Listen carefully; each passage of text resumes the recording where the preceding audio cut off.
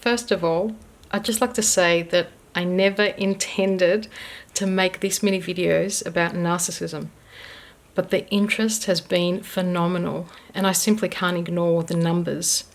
People are desperately looking for answers. So I'll continue sharing my interpretation of something that I experienced for 4 decades, something that I was enmeshed in but couldn't recognize. And because of what I witnessed and experienced, my belief is that we need to recognize these toxic methods of manipulation sooner. We also need to recognize the people who have a vested interest in keeping us fearful. So if you identify with what I'm about to share in this video, then you're most likely dealing with someone who's on the spectrum of narcissistic personality disorder. Conversations with a narcissist can be more accurately described as verbal exchanges, where they talk and you listen. They talk at you, not with you. And you instantly feel an unease and an intangible tension. Conversation to them means them giving you a speech, a narrative, a report, or a lecture. We assume that when we talk to them that they are normal people and we trust their words, but we don't realize that we are conversing with someone who has a personality disorder. They have a severe deficiency of empathy, so they are incapable of seeing things from another person's perspective. They have a different sense of reality than people who have empathy and who understand that the purpose of conversations is to feel connected or intimate and close to another human being. But these are exactly the qualities that narcissists find pathetic and beneath them. Conversations are like verbal competitions. They don't care about understanding, compromising, or clarifying. Their aim is to win and to confuse, manipulate, and control you. You generally sense an instant discord between the image that they project of a loving mother, a respected pastor, a loyal husband or wife. Tactics they'll use include constant interruption, talking over you, talking loudly, increasing their tempo, being defensive, demanding apologies, sulking, lying, denying, changing the subject repeatedly, pretending they didn't hear you, completely ignoring you, and if all that fails, they'll punish you with silence. So conversations with a narcissist are aimed to disorient you, to make you question your reality, so you become mistrustful of yourself, of other people, and of life. So if you feel confused, frustrated, they've achieved their goal. And all communication is really shallow and generally involves topics like weather, politics, a report on tragedies, conflicts, disease, rumours, gossip, evaluations, who died, who's dying, who deserves punishment, and how the world's coming to an end. The narcissist will always talk about himself, and sometimes in the third person, and he will always revert the conversation back to himself or herself. Conversations revolve around them bragging and broadcasting evidence of their superiority. They also love to remind you, in case you've forgotten, of a history of losses, devastations, catastrophes, bad luck, and when things went horribly wrong, mainly for them. And this is as evidence that they are victimized and others are out to get them, and it's a hostile existence. So we should find comfort in this shared paranoia and misery. They contradict themselves a lot. They distort facts. They repeat the same story endlessly. It's incomprehensible. The conversation is devoid of compassion, abundance, love, consideration. You never feel a genuine connection because they can't reciprocate. They can only mimic emotions. You may also observe a judgment toward a particular group of people, and they are especially aggressive, disgusted, or hateful toward them, like the uneducated, the unemployed. This group of people could be gay, people of a different nationality or religion, and they target this particular group of people with such intensity, it can literally make you feel nauseous.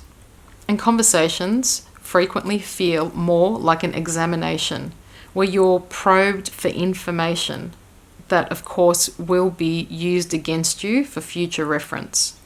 And when it's your turn to talk, they act bored, dismissive, or irritated. And that's because they have a very short attention span if the focus isn't on them. And you'll notice a narcissist will rationalize and intellectualize emotions. They love to debate, disagree, argue, and they'll rant and pick fights. They will look for reasons to be insulted, and if they can't find them, they'll just make them up. And this gives them the opportunity to feel victimized, singled out, and how it's not their fault, and they're justified in their outrage. You also notice a sadistic smirk with a hint of contempt when they're deceiving a naive, gullible, and unsuspecting potential admirer. They can be very charming and entertaining, but for those who have carefully observed their performance, you'll see that it's just a pretense, so they can maintain their public persona. Be prepared to be mocked and for comments and inappropriate jokes to be made at your expense.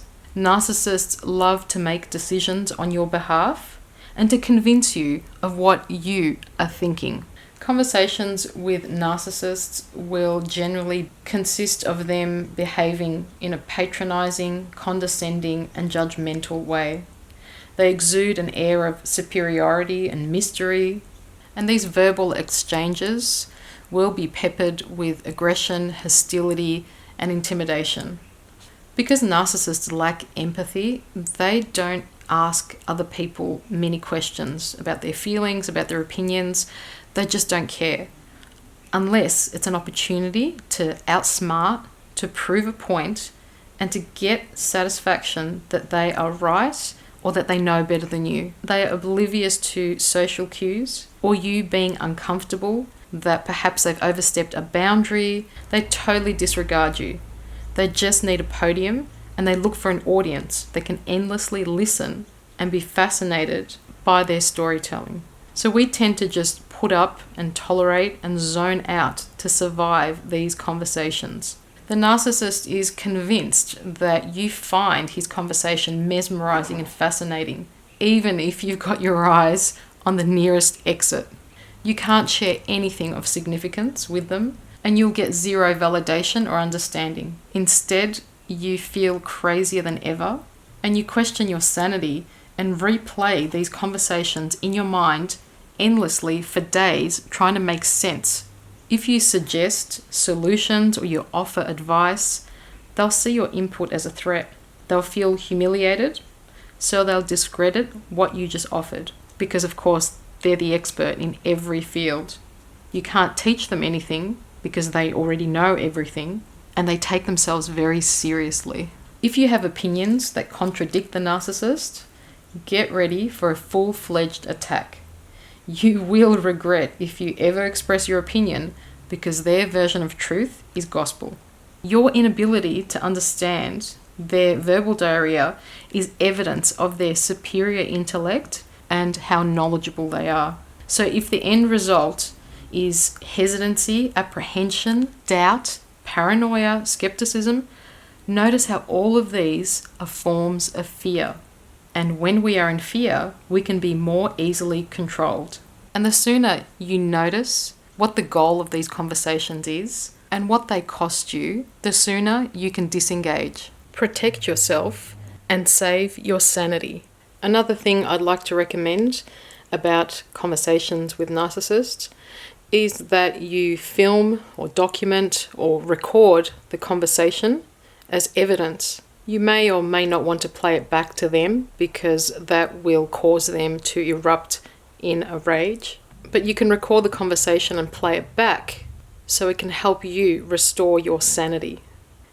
If these type of conversations are familiar to you, then know that you're dealing with a mentally ill person. You cannot reason or use logic with them, and no amount of our pity, understanding, or compassion will change this person.